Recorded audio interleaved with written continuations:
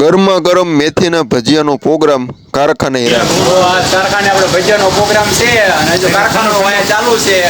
હાલ તો વાઘજીભાઈ ને બાદશાહ ને રોહિત પાટ્યા છે મેથી અને ધાણા કટિંગ કરવા. જોરદાર પ્રોગ્રામ છે. તો આપણે નરેશભાઈ મિત્ર છે જે મરચી કટિંગ કરી રહ્યા શીખી ટમટમથી અને કારખાનું પણ ચાલુ છે.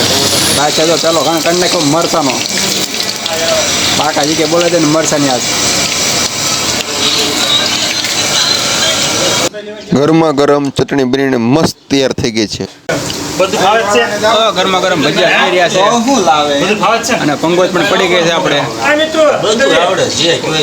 ટેસ્ટફુલ ભજીયા મેથીના બટાકાના છે આપણે જોરદાર.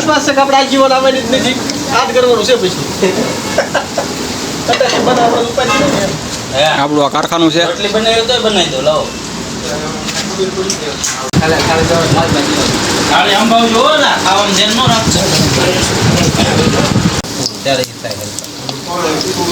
ખીચડ ખીચડ બોલે આપણો મિત્ર સ્ટાફ બધો ભેગો છે. ભજીયા બની ગયા છે જોરદાર પ્રોગ્રામ છે અને હારે છે છાશ અને ઠંડી તો મોજ આવે છાશ પીવે. હાલો પ્રોગ્રામ શરૂ કરી દે. ગરમા ગરમ ભજીયા બન્યા ફૂલે ફૂલ પૂરું ગરમ છે.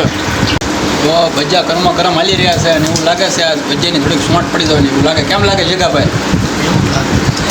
ફૂલ ગરમા ગરમ એવું લાગે. ધરાતા નથી આ કેટલો ખાય છે કોને ખબર આવે તો તૂટી પડ્યા છે. ભજીયા બન્યા એક નંબર પણ સમજો તો ભજીયા બન્યા છે. પૂરું કરો છો. 2 વિકેટ પડી ગઈ છે ને હવે જગાભાઈ 3 જણા વિદ્યા છે. બાકી બધી વિકેટ પડી ગઈ છે ખાય ખાય એમને